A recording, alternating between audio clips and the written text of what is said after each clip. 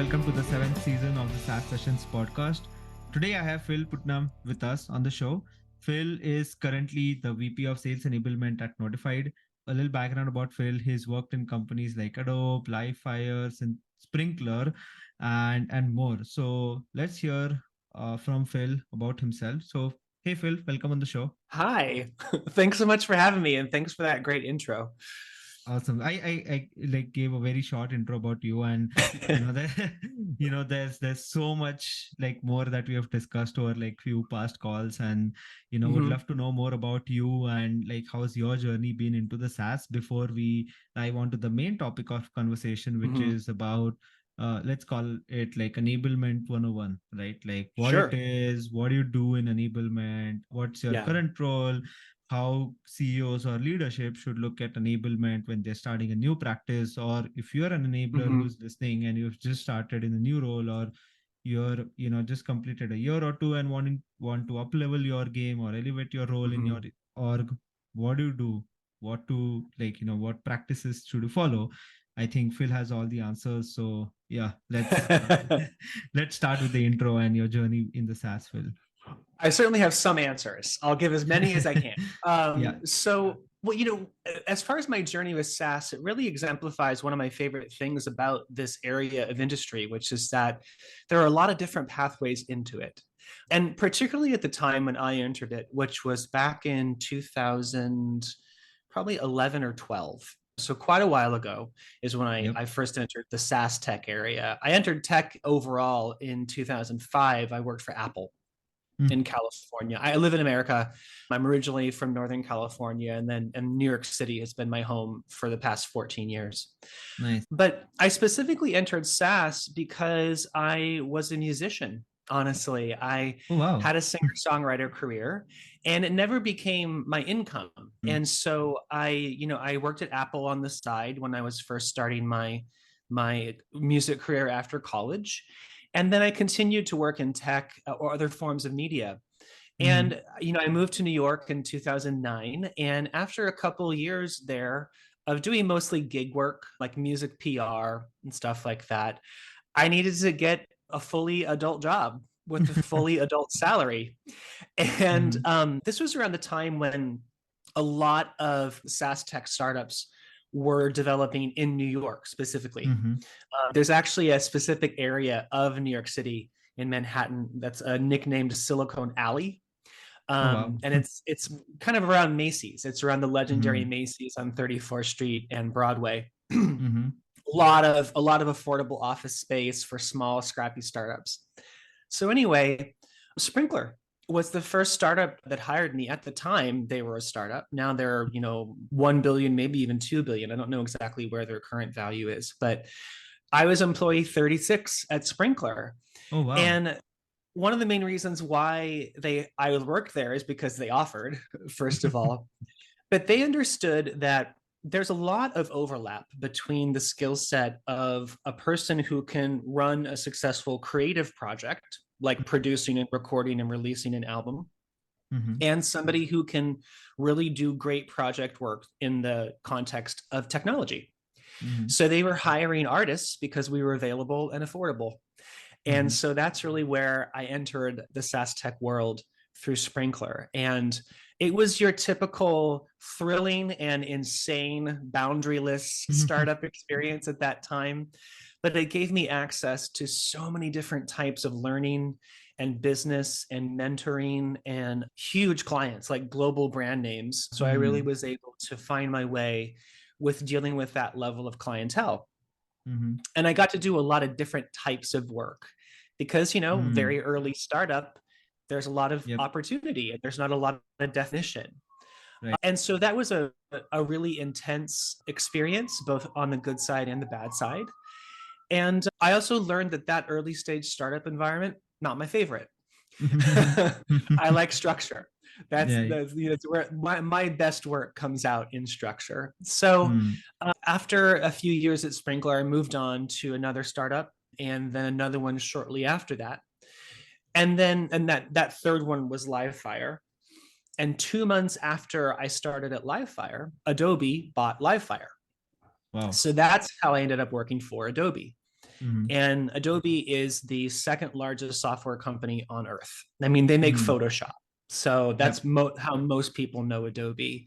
Mm. I think it's something like 96% of images that everybody sees in the world every day are in some way touched by Photoshop. So it's a Wow. massive That's a crazy impact on the stat. way the I know, that might have actually gone down with the rise of Instagram. I'm thinking of like, marketing images rather than, Mm. but also, Adobe has a individual creator level version of their Mm. products now called Adobe Express. So Mm. anyway, massive impact on the way the world literally sees things. And again, I was there for 5 years, 5.5 years, did a lot of different types of work there.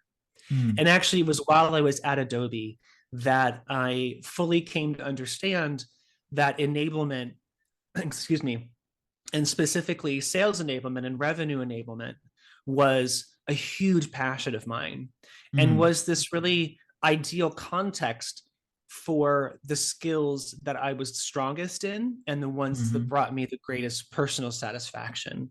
So that's really how Mm-hmm. I found myself coming into the enablement world. Nice. That's an interesting journey and very crazy stat to know about Adobe. And Mm-hmm. diving into the topic like about enablement in your current role, right? Let's start off. Mm-hmm. We're talking about that, right? So you're VP of Sales Enablement at Notified. So can you tell us Mm-hmm. more about like what does your job entail? What is enablement, right?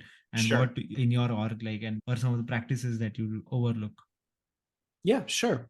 Well, a little bit about Notified to set some context. Yep. So, longer story shorter, we're a global SaaS tech company, primarily operating in the US, but we have international business in Europe and Asia as well. And we really focus on three key product lines: end to end technology infrastructure for public relations and investor relations departments for companies of Mm. various sizes. And then also an experience event broadcast tool. So let's use Adobe as an example again. Let's say that they want to broadcast their annual customer summit, which happens in Las Vegas every year in March. They want to Mm. broadcast that virtually or give a hybrid experience to the people, as well as making it possible to attend in person. Mm. Notified's Experiences product can simulate the entire in-person conference experience in a virtual space, including the lobby, the exhibition hall, the app, registration, all of that. Mm. So I specifically enable our sales organization globally. Mm. And so I'm the VP there. So I'm the top person in enablement at Notified. And I was brought in 2 years ago to really establish the practice and establish the business function. They Mm. were doing enablement activities, but it wasn't an actual business unit or a business operation yet. And Mm. I just happened to be a combination of a learning and behavior expert and also a very strong business leader.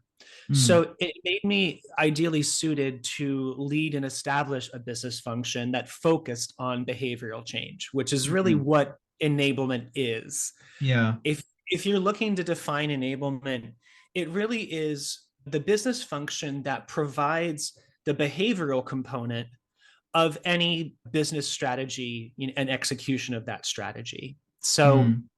if you're a revenue leader, there's just certain goals you have to hit, right? Mm. Well, the execution and the achievement of those goals is going to be a Mm. combination of several factors. People's behavior is one of those critical factors. So that's really Right. the core value that enablement brings to any business unit that it serves, is that Mm. we bring the people piece of the business strategy. And because success in any business today is still based on human behavior and Right. human decision, every Mm. business strategy that's going to succeed has a behavioral component.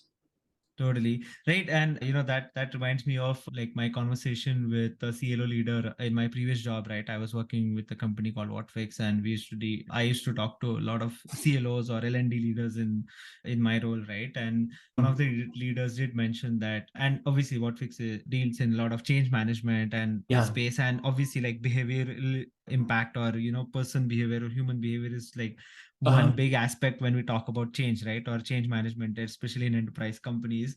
So Yeah. she mentioned this really one like nice thing, which is like always stay with me, right? You always have to, whenever you're implementing anything new, that's always like people, process, and technology in that order, right? Like you always have to Yeah. focus on people first, and then you have to focus on like what's the process and what's the systems are going to be like, and the tech or the tools always come in the last, right? Like, and often like a Yeah. lot of people make that mistake where they focus a lot on tools first, or they focus a lot Mhm. on the processes first, right? They don't, Sure. like, almost always nobody takes into account like, hey, at the end it's the people who are going to be following the process, or the people who are going to be using the tools. And Yeah. that's a really good point that you bring. Yeah, and there's a very simple business logic I apply to the centering of people as a Mm, pathway to your business success. mm, And it goes like this. If you ask yourself three questions, the first question is, if I look at all the line items of cost mm, that it takes to run my business, what's the most expensive total line item? It's mm. your people, it's Yeah. salary, right? Second question is, of the types of interactions that my business has with our buyers and our customers, which business asset conducts the highest value customer and buyer interactions? Mm, It's your people. And the third mm. question is, which of my business assets am I most at risk of losing every day? It's your Again, people. yep. So, centering your people and their experience and what they can and cannot do as the core of your hard business strategy and pathway to results is not just Mm, a nice idea. It's not a mm, nice to have. It's a hard business essential, mm. because your productivity, all the things that are going to actually help you gain revenue and gain profit, are conducted and driven through your human workforce. Totally. Everybody should like put people at the forefront or at the tip of the spear, and then like kind of determine like how the, like, let's say, the process or the tools or the tech stack is gonna follow, right? Yeah. So Yeah. uh, and these are the same people that you enable, Phil, right, Mhm. in at Notified, and like you've spoken to like a lot of other companies and helped them as well from our previous Mhm. conversations, right? So what exactly are the practices that a company that is just starting out, that their Mhm. enablement practice, right? What they should look out for, what are the must haves, what are the Okay. things to avoid, and what are the easy common Yeah. traps that people fall into? Absolutely. So there are three key things I'm going to talk about. The Mm, first is to use enablement as it's intended to be used, like mm, use the tool for what it's designed to do. The mm, second is get the infrastructure right. mm, And the third is seek to understand the way that enablers think and behave and operate, and mhm, seek to help them understand you as a mhm. business unit leader. So those are, Got it. I'll dig into each of those three things, but those are the three things that really come to mind. So Mhm, the first one is, really use it as it's intended. mm, Enablement is no different from any other business function. There are mm, things that it's designed to do and things that it's not designed to do. And mm, there are just the things by the nature of the way it's composed that make it, fit for. So the analogy I use is like, it's another tool in your toolbox of mm, achieving your business outcomes. mm, And you don't use a hammer to cut a wire. You mm. use wire cutters to cut a wire, right? Mhm, So this is mhm, the concept. Use the tool for what it's designed for. So a couple do's and don'ts on that. In terms of the do's, it's what I said earlier. You want to use your enablement practice to provide the behavioral component of your strategy and the execution of that strategy, mhm, right? That's what you want to use it for, because that's what it's made for. mhm, And I see a lot of organizations that don't do this. mhm, And maybe it's because they don't quite understand what enablement is or what it's built for. There's mhm, also seems to be a lot of confusion between the the idea that people accept that mm, enablement is a cost center. So it doesn't directly generate revenue, right? It just mm. doesn't Yeah. do that. People know that in their minds, but I still see a lot of revenue leaders that when it comes down to having to actually decide, am I getting Mm. return on investment from my enablement practice, they default to assessing things by their ability to generate revenue. Mm. But enablement is a cost center. You know Mm. what else is a cost center? HR, marketing, Mm. hiring, Mm. you know, business units that are unquestioned in their existence and their value. Mm. Enablement has that same relationship to revenue. We Mm. impact revenue behavior, but we don't Right. directly generate it, right? Mm.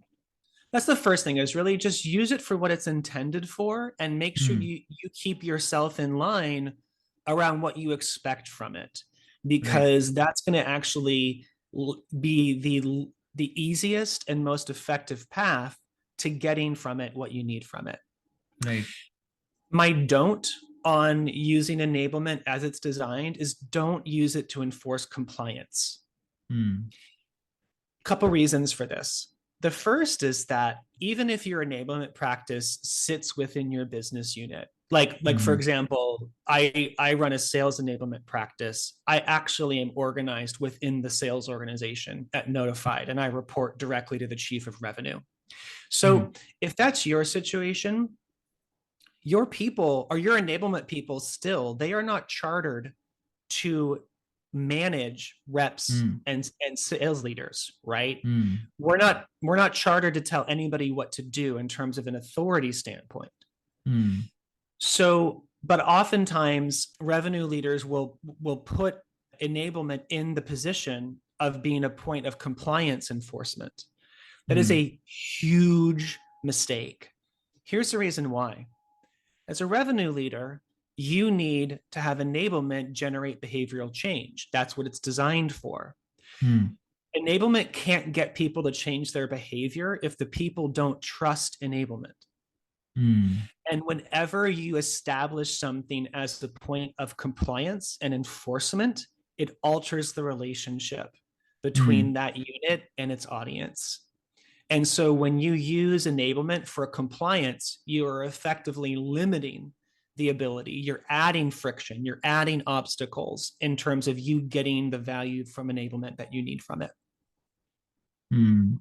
Yeah. No, Like if that's it's a a. compliant, yeah, if it's a compliance thing, you need Mm. to use your sales leadership chain for that. And you need to be Mm. honest with yourself about that. Otherwise, you're going to be making it harder for you to get what you need from enablement. Right, right. And I think enablement's customers internally are salespeople, and typically salespeople only listen to their managers or their, like, super boss or something like that. I don't think they would listen to anybody else in that way, right? So just forcing that Mhm. compliance, I'm sure that that doesn't work. That doesn't fly. Yeah. Yeah.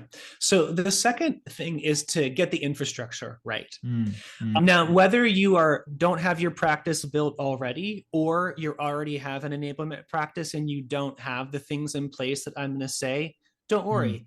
You can do this at any time, right? Mm. So as far as the do's of infrastructure, the first thing is you want to hire a leader of your enablement practice that is a combination of a solid business leader, like a business operator, and a behavior and learning expert. Mm.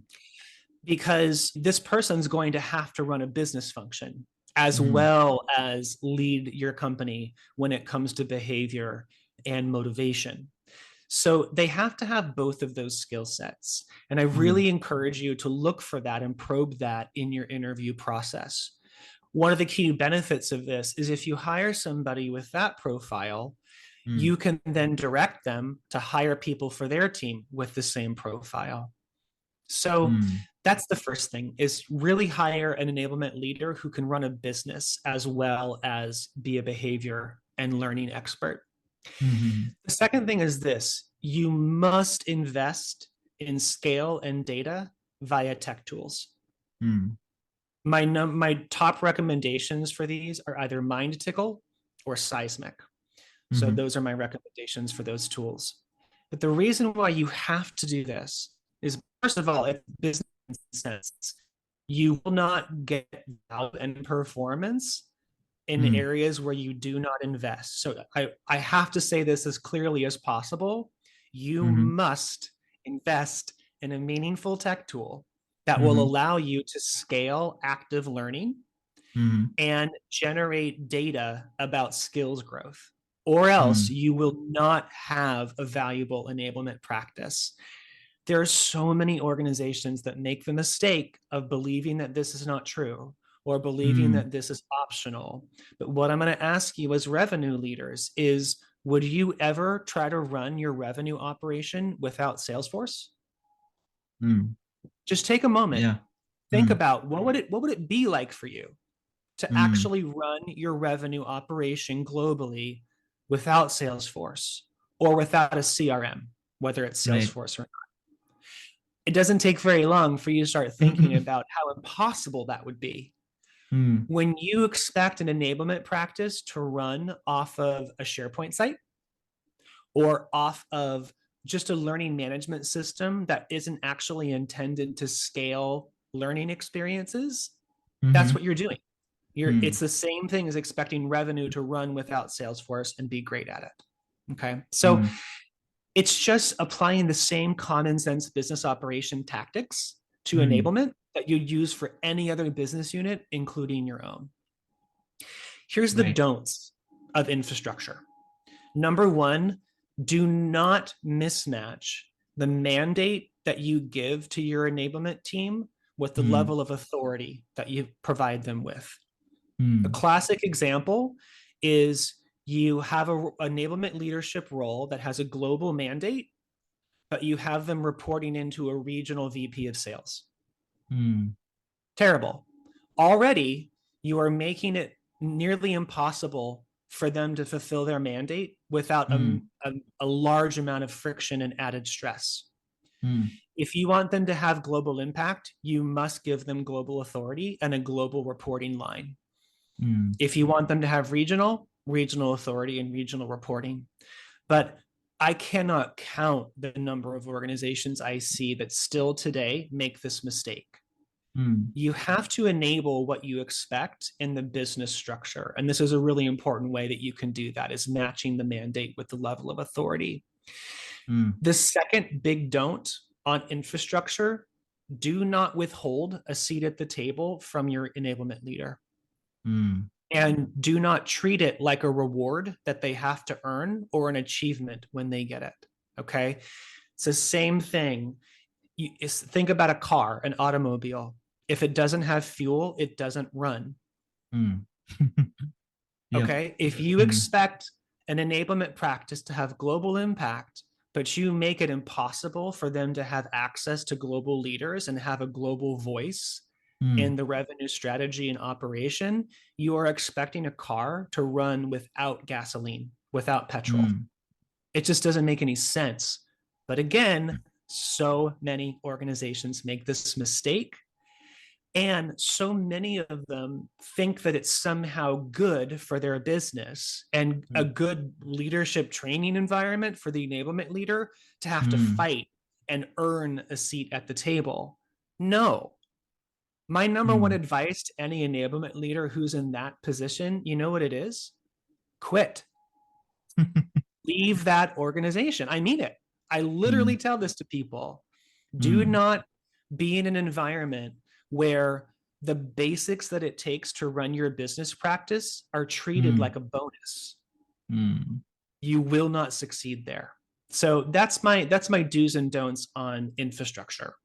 Those are really, really great points, Phil. And, obviously, like, one point about not having the right, tools or systems in place would be, building an army and then sending them to the battlefield without weapons, right? Like, you're obviously going to lose, right? And you mentioned about your favorite tools being Mintical and Seismic, Phil.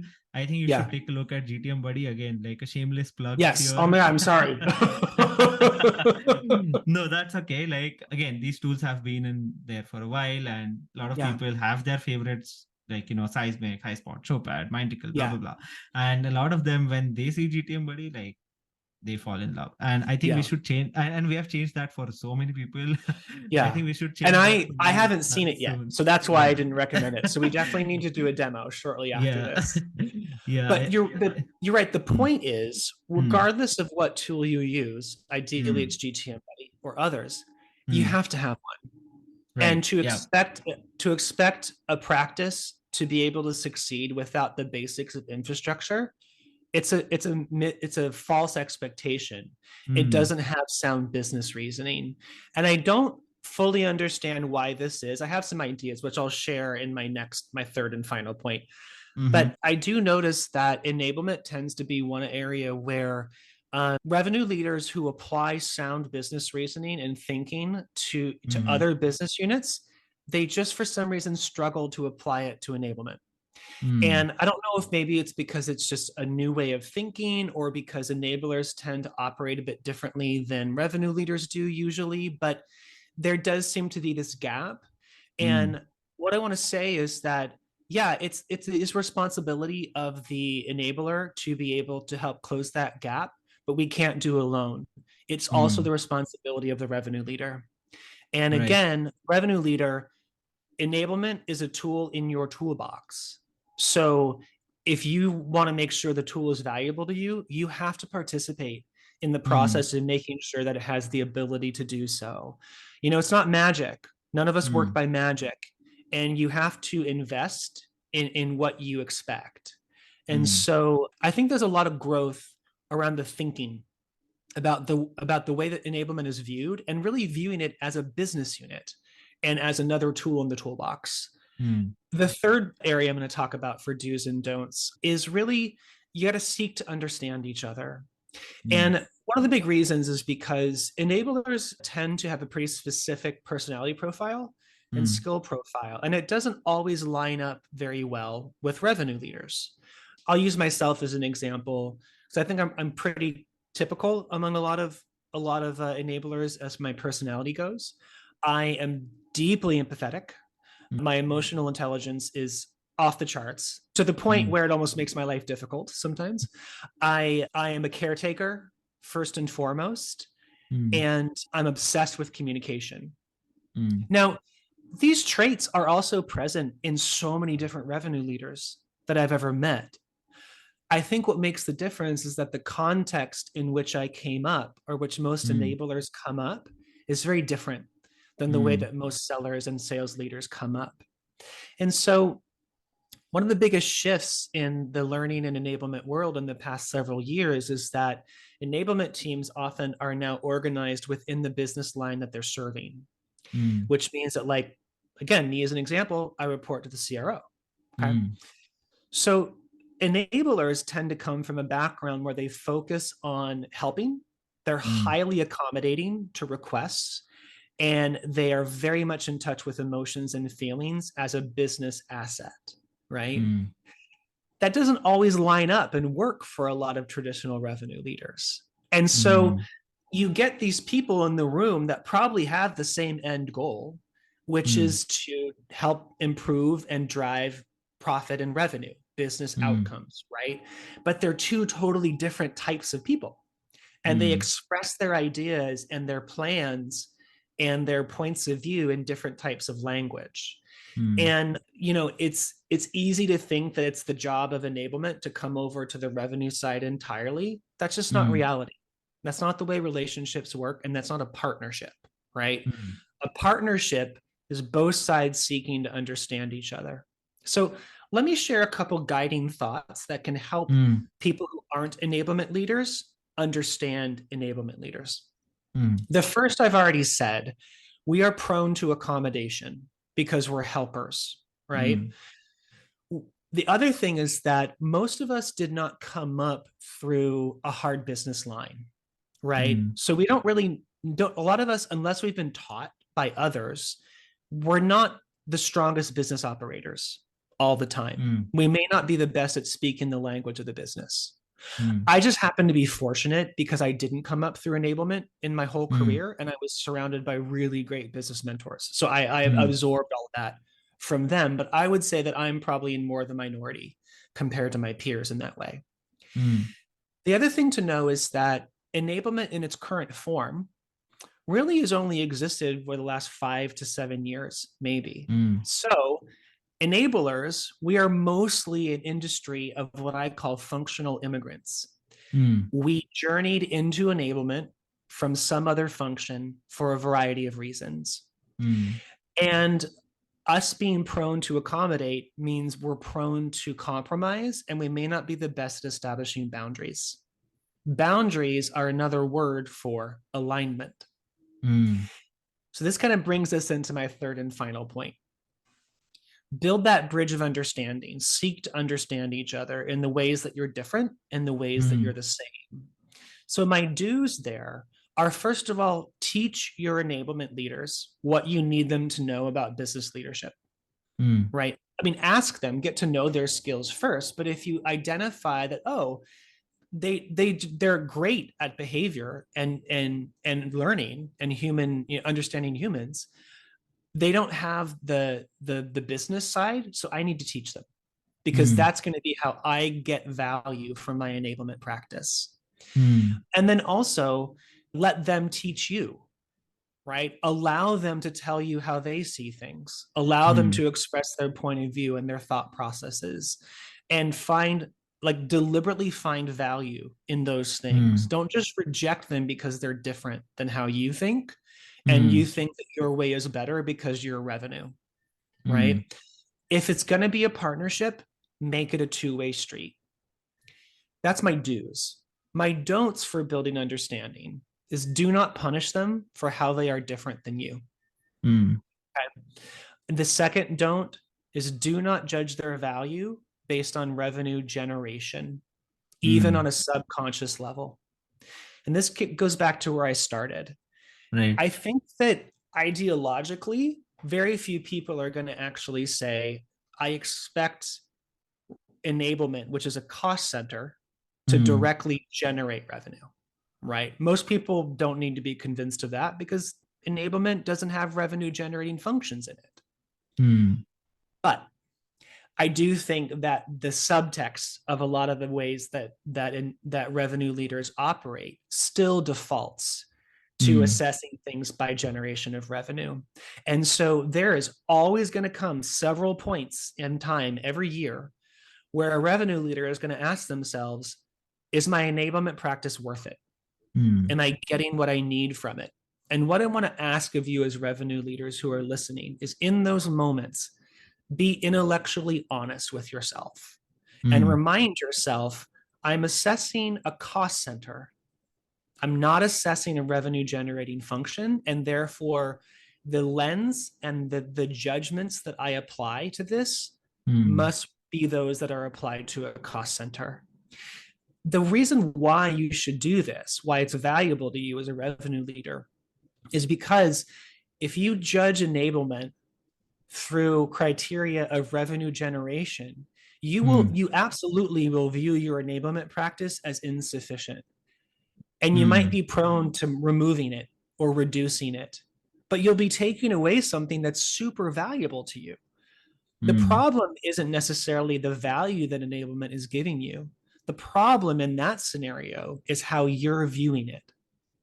So for revenue leaders to properly assess the value of enablement, you really do have to go against some of your natural inclinations, like the world that you normally live in. You have to think differerly.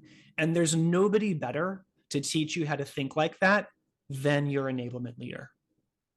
Right. So those are so many great points. Well, and that's like, you're enabling in some way the revenue leaders themselves onto understanding like, hey, this is how you should see my efforts, or as an enablement practitioner, this is how I should be judged, or this is how I should be, or these are the things that I should be accountable for, and not like the ones that you are thinking as a revenue leader, right? Yeah. So that's a really tough sell, where you have to sell.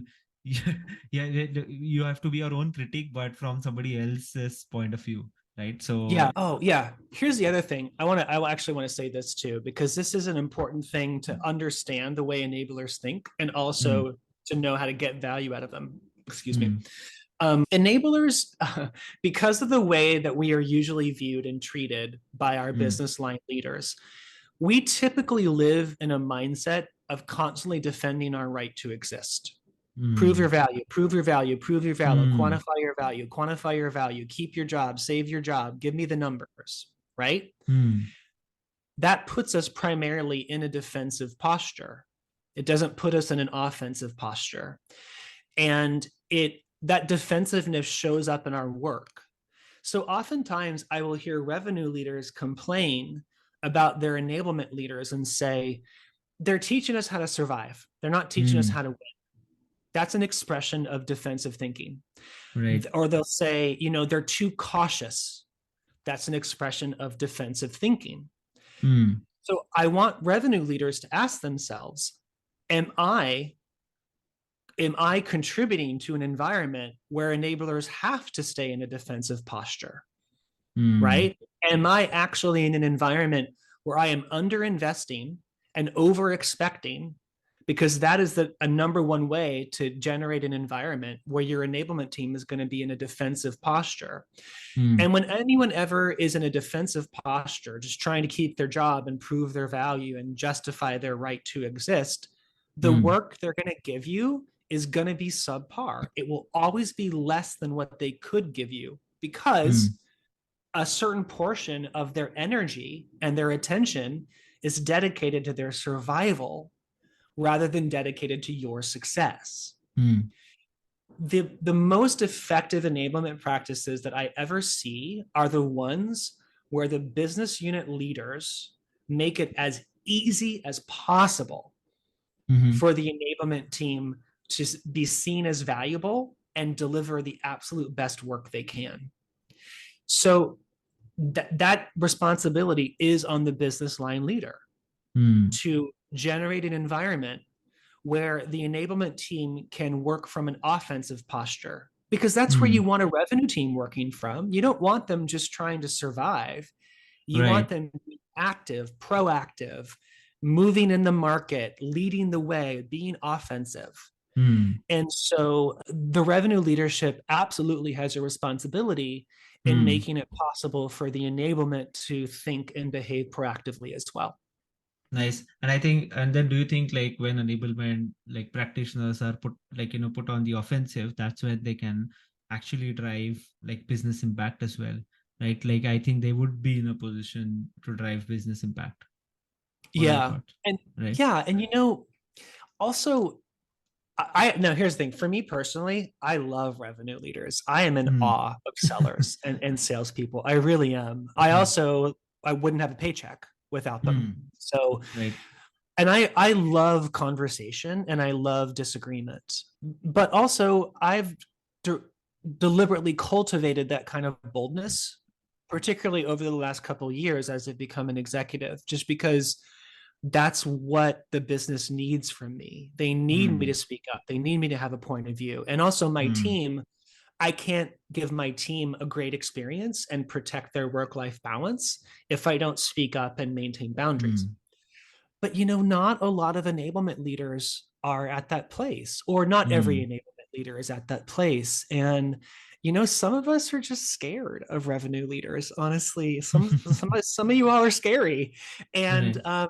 again, it's to the revenue leader's benefit, to your advantage, to make it as easy as possible for you to use that enablement tool for what it's designed for. Mm. And if you're cultivating a relationship with your enablement team where they're afraid of you and where you make Mm. it difficult for them to disagree with you, you're Mm. just limiting the value you can get from one of the tools in your toolbox. So it doesn't serve you as a Mm. revenue leader to make it difficult for your enablement team to serve you. Got it. Got it.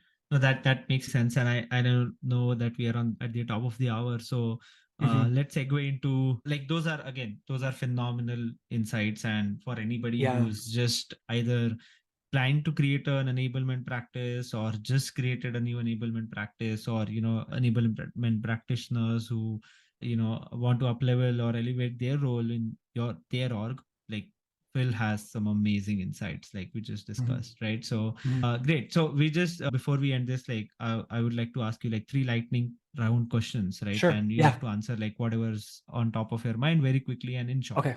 So yeah, the number one. So what is the one fundamental change that you're making in your job in 2023? I am pivoting from spending time on the questions of what do they know and what should they be doing.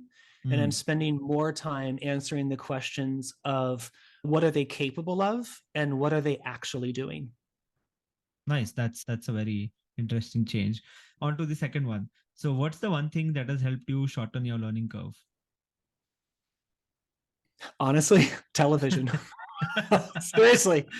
I am shameless. I will learn anything from anywhere. And I Mm, learn so much from television. The other mm, thing is I love watching television and it's super relaxing for me. And I have to be deliberate about having a portion of every day where mm. my mind is as rested as possible. And so watching television helps me just relax mentally. Nice, nice. That's Mhm. interesting. And I don't know, the last time since like all the OTT platforms have come out, I don't honestly remember the last time I've actually watched the actual Mhm. television. Yeah. Right. So, and the third and the last one. So, what do you know about your work now that you wish you would have known when you first started? That the most vital pathway to all business success is conversation. Hmm. Everything Just gets communicate. decided in a conversation, Yeah. and also everything is done through collaboration. No Hmm. business unit succeeds on its own. No one Hmm. individual succeeds on their own. Hmm. And more specifically, I would have just I have conversations quickly now because I'm not Hmm. afraid. I would have spent less time being afraid and more time having Hmm. conversations quickly. That's what I wish. That's what I wish I had known earlier. Yeah, no, that I think there's that saying, right? Like if you want to go fast, go alone. If you want to go far, like go with the team, right? So Yeah. obviously collaboration is the key. But yeah, again, thanks a lot, Phil, Mm. for your time and sharing all these amazing insights with us. I'm gonna include your LinkedIn URL in the description for this episode. So if Wonderful. anybody like wants to connect with you, they can just ping you on LinkedIn. I'm sure like, Yeah. and I know that you are active, very much active there. I think we got connected on LinkedIn. So Yeah, we I think did. people would love to like connect with you there. Yeah, LinkedIn is the best place to find me. Also, I'm available as a coach, or also I do group sessions with organizations. So if you want to dig in further to in establishing enablement practices or how you can grow as a revenue leader or enablement leader yourself, just drop me a line on LinkedIn. Perfect. Couldn't recommend Phil enough to, Oh, have a thank chat you. with him about enablement. So, oh, like, yeah, feel free to ping Phil. Thanks so much.